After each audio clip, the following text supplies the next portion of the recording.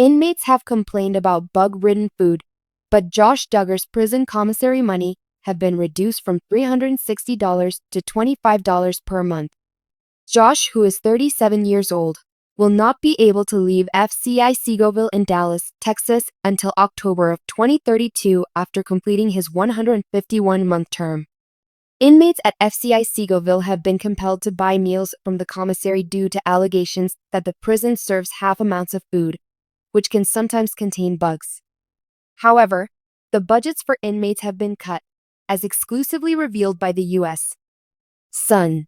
An inmate pulled a stunt on a security guard, an insider informed the U.S. Sun. At this time, the commissary limit is $25 for everyone. Typically, they have a monthly cap of $360. Based on the insider's account, they are also locking them down at least 2 days a week. According to an additional source, the prison employee who was the victim of the prank suffered serious burns after urine and a combination of chemicals, probably bought from the commissary, spilled across them. According to the second source, the reduction in commissary cash is being done to prevent convicts from having enough money to buy the same substances, as the unit also provides medications and hygiene goods. This is all part of the inquiry. Someone was the victim of a cruel and significant prank involving urine and mysterious substances, the source asserted. The prison is trying to figure out the chemicals to restrict it. The insider went on to say that they have $360 to spend per month. Every other week, they go shopping. The probe resulted in the restriction being applied to half of the institution. The other half should be left out, because it's only fair. It's not a penalty for all, and it won't last long. Josh Duggar's Thanksgiving in prison, a racquetball and Monopoly site, a roasted turkey feast. According to the source, the prison will most likely compensate the detainees for the funds that were lost due to the probe. The prison has identified the inmate responsible for the joke. According to the insider, commissary is seen as a perk. The prison wants them to spend because the money generates items for them. They don't want to restrict it because it benefits everyone. The insider said that staffing and budgeting issues prevent paying employees overtime, which is why lockdowns happen twice a week. The source claims that this applies nationwide and not merely to FCI Seagoville.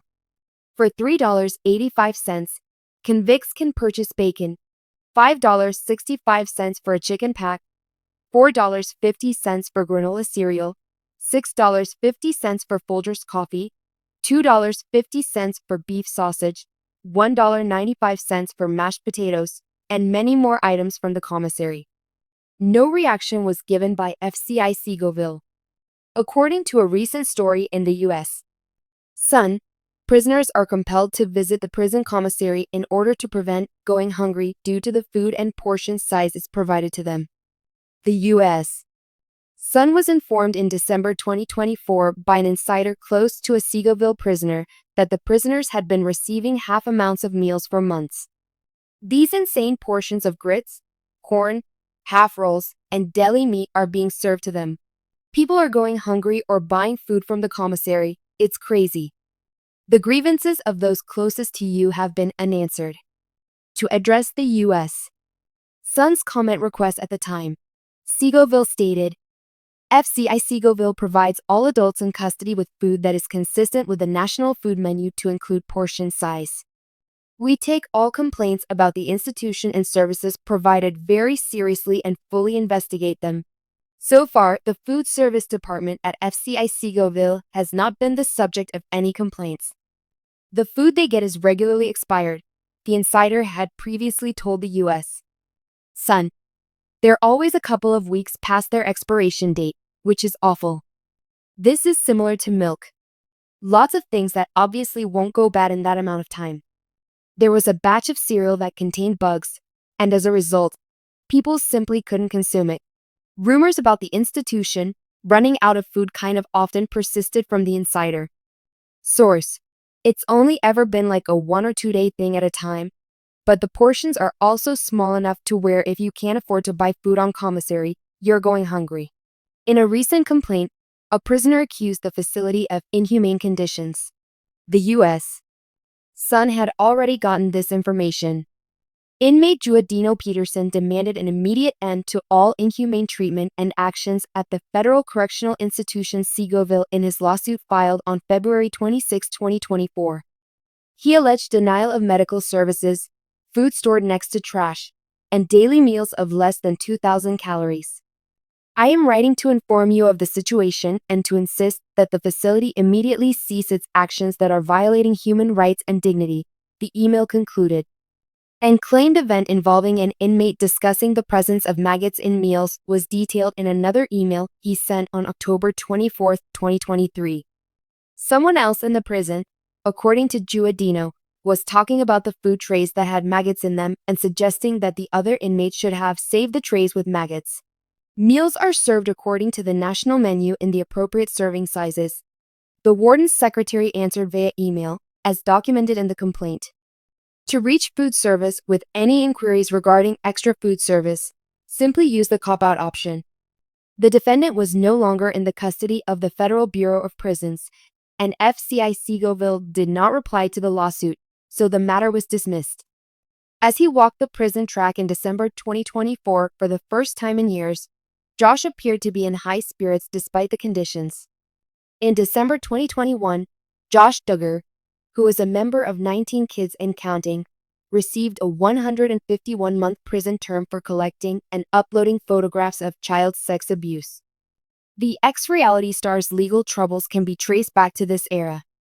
Homeland Security investigators began their investigation against Josh in May 2019 with the original accusation that he had downloaded child sexual assault material.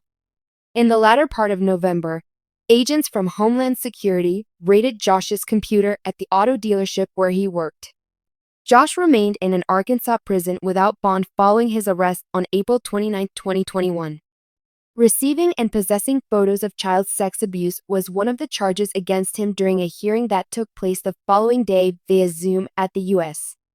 District Court for the Western District of Arkansas. He entered a not guilty plea.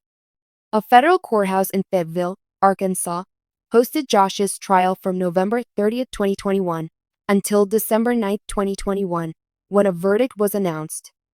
He was convicted of knowing and receiving material that contained child sex abuse. Josh was fined $50,100 and forced to pay special assessments in addition to his 12-year term in May 2022. The defense team representing Josh later filed an appeal with the 8th Circuit Court of Appeals, but their request was dismissed in the latter half of 2023. An appeal for a new trial was filed shortly thereafter by Josh. His lawyer contended that federal authorities would not permit Josh to make a phone call while being arrested. Once again, Josh's plea was denied on June 24, 2024. In April 2021, Josh was taken into custody and faced charges related to the possession and receipt of child pornography. The trial in Arkansas lasted nearly 2 weeks, and he was ultimately found guilty. In May, Josh received a 151-month federal prison sentence, and in June of 2022, he was moved to FCI Seagoville. In October 2022, Josh's defense team sought to have his conviction overturned and a fresh trial scheduled. The Supreme Court formally rejected the appeal in 2024 following a denial in November 2023.